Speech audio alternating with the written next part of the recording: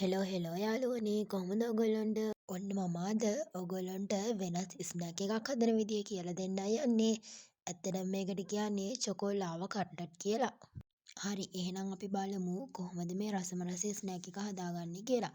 මේක හරිම ලේසි වගේම පොඩි ඉන්ග්‍රේඩියන්ට් ප්‍රමාණයක් තමයි ඕන වෙන්නේ ළමයි. ඉන්ග්‍රේඩියන්ට් විදියට පෙති පාන් ඕනි, ඒ වගේම තමයි ළමයි චොකලට් ඕනි. ඒ වගේම තවරමක් විදියට බිස්කොට් කුඩු හරි ඔය වගේ පොටෑටෝ ටිප්ස් ඕනි. බිත්තරයකුත් අවශ්‍ය වෙනවා. තමයි අපි ඉස්සරවම පාන් පෙත්තක් අරගන්න ඕනි.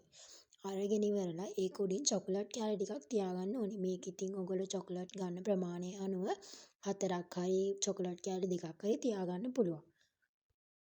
එහෙම තියාගෙන ඉවර වෙලා ළමයි තවත් පාන් පෙත්තක් අරන් ඒක උඩින් තියාගන්න ඕනි. ඊට පස්සේ අපි කරන්න ඕනි ඔය විදියට රවුම් කප් එකකින් හරි රවුම් මොකක් හරි පියනකින් වගේ දෙයකින් ඔක කට් කරගන්න ඕනි. එහෙම කට් කරගත්තාම ළමයි හරි ලස්සන රවුම් විදියට අපිට චොකලට් ලාවා කට්ලට් ටික හදාගන්න පුළුවන්.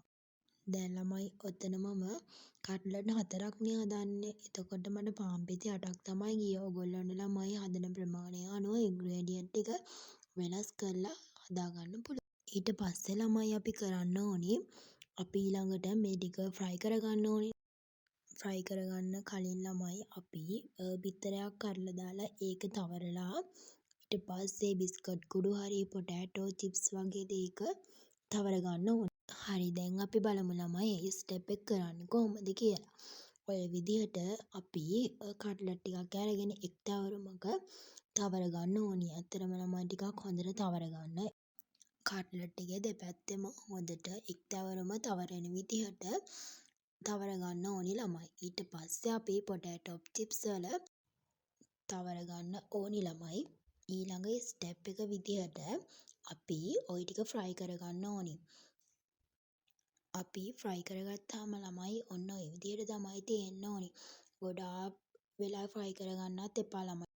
ඇත්තටම හරිම ලේසියෙන් ඉක්මනින් මේක හදාගන්න පුළුවන් ළමයි.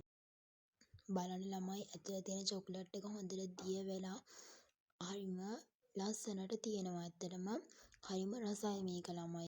මේ ටික හොඳට ෆ්‍රයි වෙලා තියෙන නිසා ළමයි අර ක්‍රිස්පි ගතියට හැපෙද්දි මාරම රසයි ළමයි. ඒ වගේම ඇතුලේ චොකලට්ුත් තියෙනවනේ ඒත් හින්දා මාරම රසයි. එහෙනම් ළමයි ඕගොල්ලොත් මේ ස්නැක් එක අනිවාර්යෙන් try කරලා බලන්න. ආයෙත් මේ වගේ වීඩියෝ එකකින් හමුවෙමු. පරිස්සමට ඉන්න යාළුවනේ. See you next time. Bye bye.